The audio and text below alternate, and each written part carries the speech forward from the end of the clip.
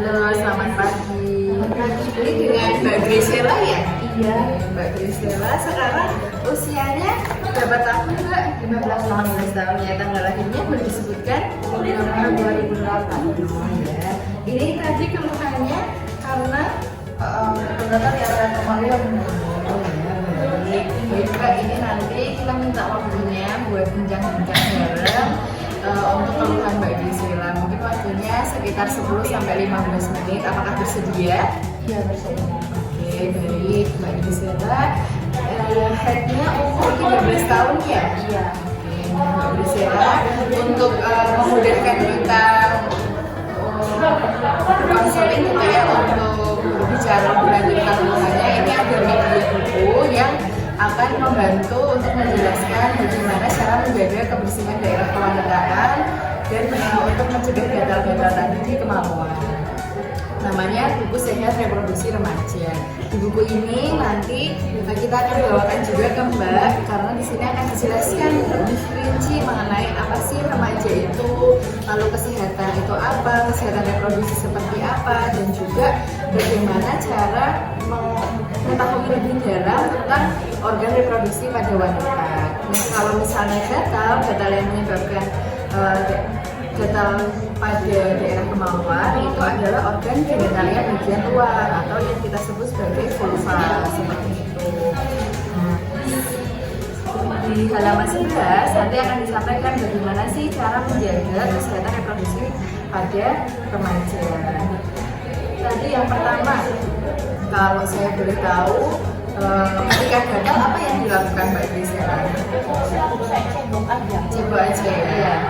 Di sini dijelaskan nih Mbak, sebelum cebok kita harus pastikan kalau tangan kita harus bersih, yaitu mencuci tangan dengan air sabun. Maksud saya air yang mengalir dan dengan sabun.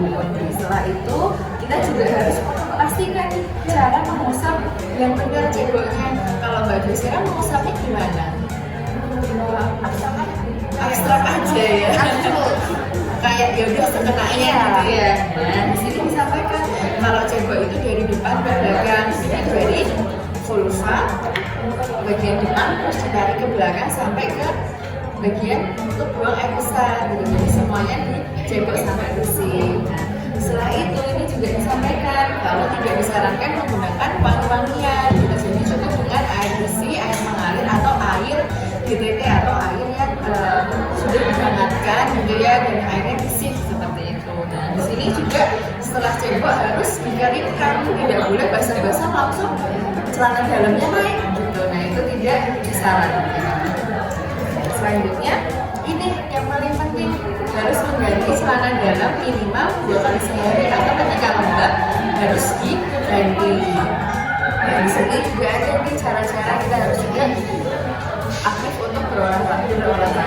Kemungkinan yang dialami oleh Mbak Grisela tadi karena gatal di kemaluan, karena kebersihan yang kurang dan juga cara cebok yang salah. Jadi setelah ini bisa diberikan cara ceboknya dan juga bisa mengganti pakaian dalam secara rutin. Misal ada lembab bisa langsung diganti, atau kalau misalnya setelah cebok harus dikeringkan, tidak boleh dalam keadaan basah celana dalamnya langsung dipakai. Ada yang ditanyakan nggak Mbak? Kalau misalnya ada kayak itu yang benar-benar itu aman. Aman, nggak apa-apa. Jadi kita sebutnya itu mungkin memang lendir yang keluar gitu. Kalau keputihan nanti beda lagi. Keputihan juga ada keputihan yang normal, ada juga keputihan yang tidak normal. Keputihan yang tidak normal itu biasanya berbau, terus habis itu berwarna dan bikin yang gatal yang sangat gitu. Dan di daerah kewanitaan itu kita bisa membagi dua penyebab karena keputihan yang tidak normal, karena jamur atau karena bakteri di vagina gitu. Yang tadi kan tidak disarankan dengan sabun ya, karena ternyata di dalam vagina itu, maksud saya di area sekitar vulva itu ada bakteri baik yang fungsinya juga menjaga keseimbangan di daerah kewanitaan. Jadi disarankannya tetap menggunakan air bersih yang mengalir seperti itu. Apakah ada yang mau ditanyakan kembali? Sudah Alhamdulillah, baik, terima kasih. Semoga keluhannya bisa berkurang ya. Besok kalau misalnya belum berkurang keluhannya bisa kembali ke sini lagi. Terima kasih.